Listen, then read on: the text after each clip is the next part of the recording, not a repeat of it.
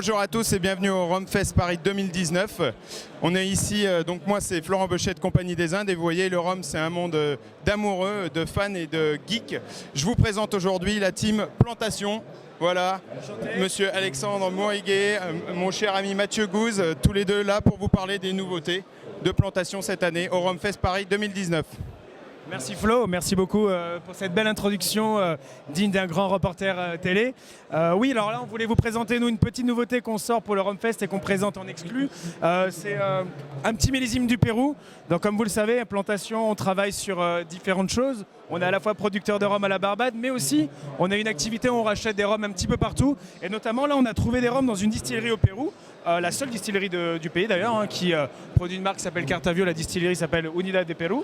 Et là on vous a ramené un petit Pérou 2006 qu'on trouve très intéressant, notamment du fait qu'il est vieilli dans un premier temps dans des fûts de chêne slovènes au Pérou pendant à peu près 11 ans.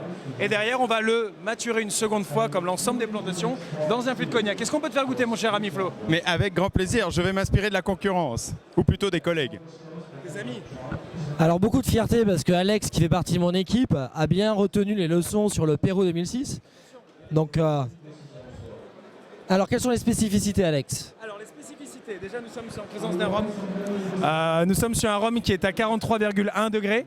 Comme je vous l'ai dit, on est sur un rhum qui est vieilli d'abord dans un fût de chêne slovène, puis ensuite dans un fût de cognac. Mon cher ami Flo. Je trouve ça délicieux. Cette petite subtilité a un petit côté mielleux aussi, j'ai déjà goûté. Si vous faisiez votre travail correctement, vous auriez vu que j'avais déjà goûté.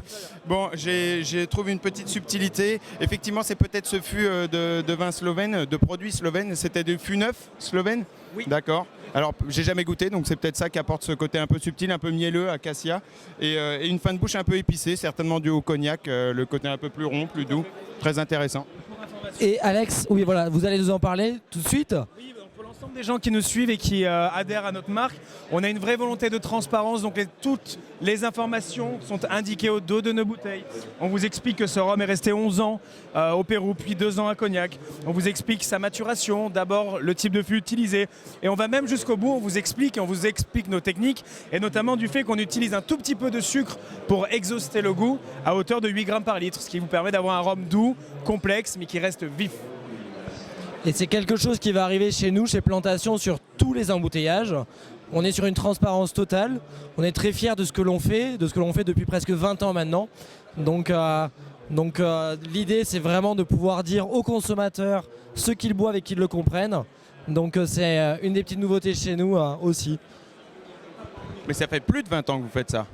Alors, ça fait 99 Plantation. Ah, donc ça fait 20 ans. Ouais, tout à fait. Je comprends pas, donc c'est le 20e anniversaire cette année? C'est les 30 ans d'Alexandre. Ah, très bien, très bien, superbe. Bon, eh bien écoutez, merci beaucoup la team Plantation merci beaucoup, et merci au 2.0 pour cette super initiative. Allez, santé, cheers. Merci,